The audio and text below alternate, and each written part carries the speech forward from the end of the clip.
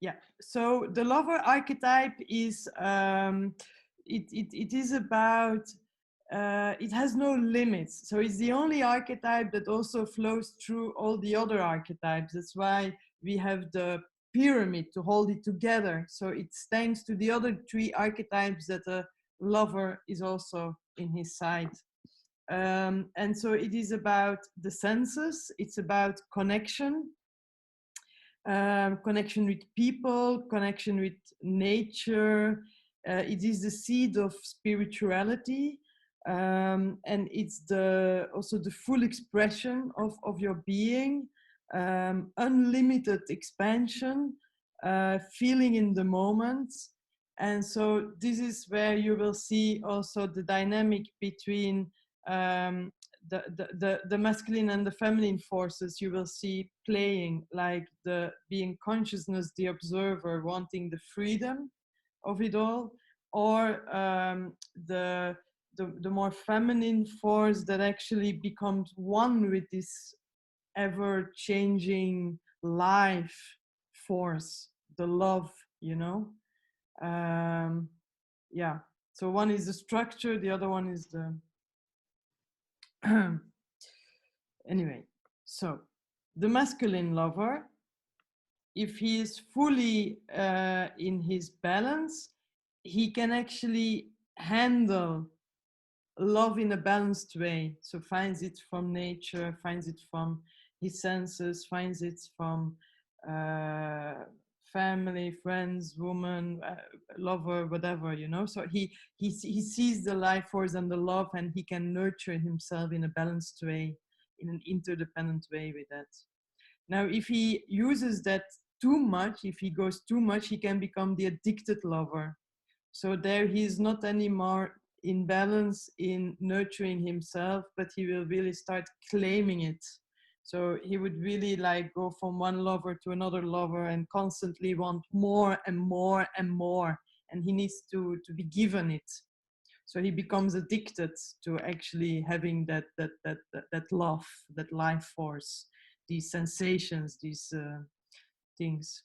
Now, so that was the addicted lover. Now, if we go to the impotent lover, that is the passive pole. So that is the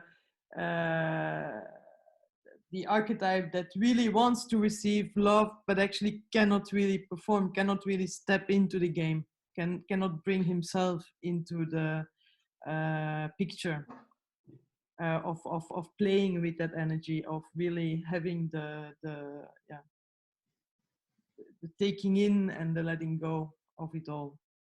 Now, often the positive, and definitely here, the positive and negative poles, they can be sometimes, it's like an electrical current. So it's a bit also with the sadist and the masochist of the warrior, there can be an electrical current. Like if someone is really a sadist, often there is a little kid behind, inside them, that is the opposite. And this is a bit also with the addicted and the impotent lover. So you can have, I don't know, for instance, a sex addict, all these things, but then meets the woman of his life and he can't perform in bed, you know, so becomes the impotent lover. So there is always this dynamic between the passive and active poles as well. Often they are both present if you dig deeper, if there is no balance. But if there is balance, then it's really like it's interdependent and it's really flowing through and it's being nurtured by nature, senses, connection, all of that. Now, the feminine lover is the same, but is more like living the love, is going with the flow, and yeah, like. But feels good now, doesn't feel necessarily good tomorrow, you know, like there's no static balance. It's more the flow. It's a balancing flow, it's a watery flow, a nature flow in balance. If that goes into the active pole, it becomes the femme fatale. So that is the archetype that knows how this loving feminine energy, the life force, the nature, can actually be used to manipulate the other one stuck, the addicted lover or the potent lover. so you have that game there. So that is where the feminine archetype goes too much into the active pole.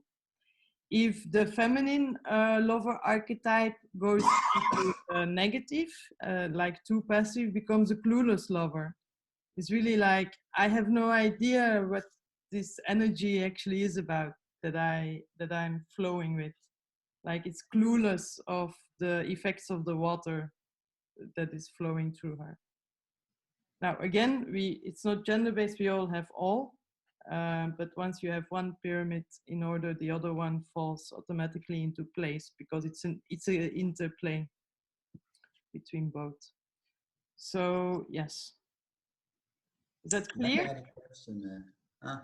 Sorry. Sorry? You spoke about entanglement, like it was a good thing.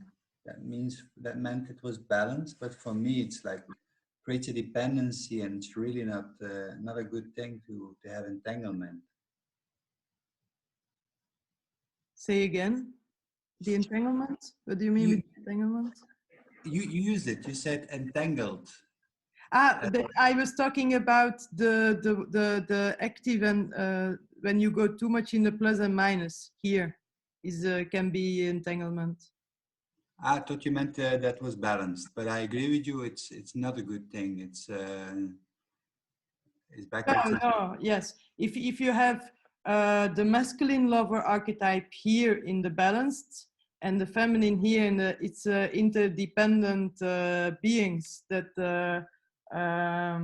are autonomously